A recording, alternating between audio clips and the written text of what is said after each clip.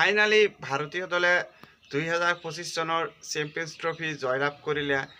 একেবাৰে পূৰ্বৰে পৰাই যি এক্সপেক্টেশ্যন আছিল যে ভাৰতীয় দলে এই চেম্পিয়ন্স ট্ৰফি জয়লাভ কৰিব, ঠিক সেইদৰে আজি মেচখনত নিউজিলেণ্ডক 4 উইকেটৰ ব্যৱধানত পৰাস্ত কৰি ভাৰতীয় দলে তৃতীয়বাৰৰ কাৰণে চেম্পিয়ন্স ট্ৰফি জয়লাভ কৰিলে। আৰু ভাৰতীয় দলে প্ৰথম দল যি দলে 3বাৰকৈ চেম্পিয়ন্স ট্ৰফি জয়লাভ কৰিবলৈ সক্ষম হৈছে।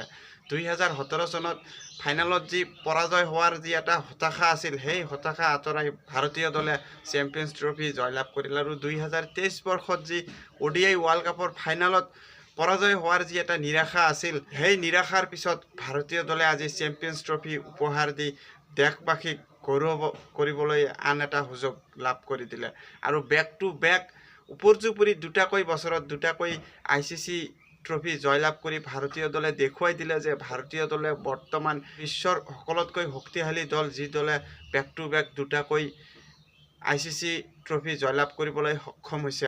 মেচখনৰ কথা যদি কোৱা যায়, নিউজিলেণ্ডে প্ৰথমতে টছত জিকি পেলাই বেটিং কৰাৰ সিদ্ধান্ত লৈছিল আৰু ভাৰতীয় দলক 252 ৰানৰ লক্ষ্য বান্ধি দিছিলে। কিন্তু পিচ আৰু কণ্ডিশ্যন অনুযায়ী এই স্ক'ৰ এটা ফাইটিং টোটেল আছিল যদিও ভাৰতীয় দলৰ দৰে শক্তিশালী বেটিং লাইনআপৰ আগত নিউজিলেণ্ডে নিশ্চয়কৈ 20-30 ৰান কম কৰিছে। মেচখনত ভাৰতীয় দলৰ হৈ কুলদীপ যাদৱ আৰু বৰুণ চক্ৰৱৰ্তীয়ে পুনৰ এবাৰ ভাল বলিং কৰিছিলে, যাৰ কাৰণে নিউজিলেণ্ডে নিজৰ স্ক'ৰ ডাঙৰ কৰিব পৰা নাছিলে। বৰুণ চক্ৰৱৰ্তীয়ে আহি প্ৰথমতে যি ধৰণে ব্ৰেক থ্ৰু দিছিল, আউটষ্টেণ্ডিং বলিং কৰিছিলে।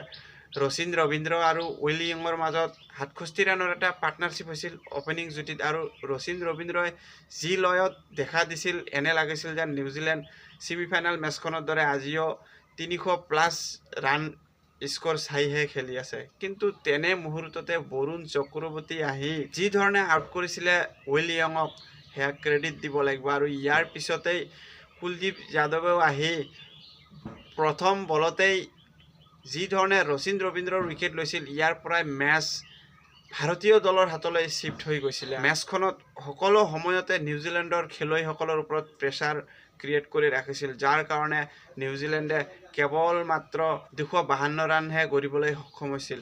ক্ৰেডিট দিব লাগিব কুলদীপ যাদৱ, ৰচিন ৰবীন্দ্ৰ আৰু কেন উইলিয়ামছনৰ ডাঙৰ দুটা উইকেট লৈ নিউজিলেণ্ডৰ বেটিং লাইনআপৰ মেৰুদণ্ড ভাঙি দিছিলে, যাৰ কাৰণে নিউজিলেণ্ডে মেচখনৰ পৰা আৰু প্ৰেছাৰ আঁতৰাব পৰা নাছিলে। আৰু 252 ৰানৰ লক্ষ্য আগত লৈ ভাৰতীয় দলে যি ধৰণে আৰম্ভণি দিছিল, সেয়া আউটষ্টেণ্ডিং পাৰ্টনাৰশ্বিপ আছিলে। শুভমান গিল আৰু ৰোহিত শৰ্মাৰ মাজত এটা 107 ৰানৰ ডাঙৰ পাৰ্টনাৰশ্বিপ হৈছিল। এই পাৰ্টনাৰশ্বিপৰ পৰাই এনে লাগিছিল যেন ভাৰতীয় দলে অতি সহজতে মেচখনত জয় লাভ কৰিব। কিন্তু পিচ এনে আছিল যে যদি ছেট বেটাৰে খেলি থাকে অতি সহজ লাগে, কিন্তু যেতিয়াই নতুন বেটাৰ আহে এই ক্ৰিজত ৰান কৰা দূৰৰ কথা, সময় কটোৱাটোই যেন ডাঙৰ হৈ পৰে। আৰু ঠিক সেয়াই হৈছিল যে শুভমান গিলে আউট হোৱাৰ লগে লগেই বিৰাট কোহলীয়ে ক্ৰিজত আহি 1 ৰানৰ স্ক'ৰতে আউট হৈছিল দ্বিতীয়টো বলতে। আৰু তেতিয়াই যেন মেচৰ মোমেণ্টাম নিউজিলেণ্ডৰ হাতলৈ গৈছিলে আৰু নিউজিলেণ্ডে উপৰ্যুপৰি ভাৰতীয় বেটাৰৰ আগত প্ৰেছাৰ ক্ৰিয়েট কৰি ৰাখিছিল। মেচখনত অধিনায়ক ৰোহিত শৰ্মাই 76 ৰানৰ এটা ইম্পৰ্টেণ্ট ইনিংছ খেলিছিলে। ৰোহিত শৰ্মাই প্ৰথমৰে পৰাই যি ধৰণে আৰম্ভণি দিছিল আৰু শেষলৈ বিৰাট কোহলি আউট হোৱাৰ পিছতো কিছু ইনিংছ আগুৱাই লৈ যোৱাত প্ৰয়াস কৰিছিল যদিও ডাঙৰ এটা শ্বট খেলিবলৈ গৈ ষ্টাম্পিং হৈছিলে। আউট হোৱাৰ পূৰ্বেই ৰোহিত শৰ্মাই দলক এটা প্লেটফৰ্ম ছেট কৰি গৈছিলে, যাৰ কাৰণে শেষলৈ শ্ৰেয়স আয়াৰে অক্ষৰ পেটেলৰ লগত এটা ডাঙৰ পাৰ্টনাৰশ্বিপ কৰিছিলে। আৰু এই লক্ষ্য অনুযায়ী অক্ষৰ পেটেলৰ লগত এটা যি 61 ৰানৰ পাৰ্টনাৰশ্বিপ কৰিছিল, সেয়া ক্ৰেডিট দিব লাগিব অক্ষৰ পেটেলৰো। প্ৰেছাৰ চিচুৱেশ্যনত দলৰ প্ৰয়োজন সাপেক্ষে অক্ষৰ পেটেলে বাৰে বাৰে নিজকে প্ৰমাণ কৰি গৈছে। আৰু যদিও বা দলৰ হৈ কেৱল মাত্ৰ 29 ৰান সংগ্ৰহ কৰিছিল, কিন্তু এই 29 ৰান ক্ৰুচিয়েল ৰান আছিলে। শ্ৰেয়স আয়াৰৰ কথা ক'ব গ'লে শ্ৰেয়স আয়াৰে দুৰ্ভাগ্যবশতঃ অৰ্ধশতকৰ পৰা বঞ্চিত হৈছিল যদিও 48 ৰানৰ ইনিংছ খেলি দলৰ জয়ৰ কাৰণে যি এটা গুৰুত্বপূৰ্ণ ভূমিকা গ্ৰহণ কৰিব লাগে, সেই ভূমিকা সম্পূৰ্ণৰূপে গ্ৰহণ কৰিছিলে শ্ৰেয়স আয়াৰে। আৰু পিছলৈ KL ৰাহুলৰ কাৰণে যেন বাকী কামখিনি থাকিছিলে। আৰু KL ৰাহুল আৰু হাৰ্দিক পাণ্ডিয়া ক্ৰিজত আহি যি সময়ত দলক অন্তিম মুহূৰ্তত এটা পাৰ্টনাৰশ্বিপৰ প্ৰয়োজন আছিল, তেনে মুহূৰ্তত দুয়ো মিলি ৩৬টা বলৰ সন্মুখীন কৰি ৩৮ ৰানৰ যি এটা পাৰ্টনাৰশ্বিপ কৰিছিল, এই পাৰ্টনাৰশ্বিপৰ মূলতেই ভাৰতীয় দলৰ জয় সুনিশ্চিত হৈ গৈছিলে। কিন্তু তেনে মুহূৰ্ততো ৰাহুল আৰু হাৰ্দিক পাণ্ডিয়াই যদি পাৰ্টনাৰশ্বিপ কৰিব নোৱাৰিলেহেঁতেন, তেনেহ'লে মেচ পুনৰ এবাৰ নিউজিলেণ্ডৰ হাতলৈ যোৱাৰ এটা ক্ষীণ এটা আশা আছিলে। কিন্তু এই চিচুৱেশ্যনত হাৰ্দিক পাণ্ডিয়াই যি ধৰণে শ্বট খেলিছিল, ইয়াৰ পৰাই ভাৰতীয় দলৰ পৰা আৰু প্ৰেছাৰ ৰিলিজ হৈ গৈছিলে। কিন্তু credit goes two Lokesh Rahul.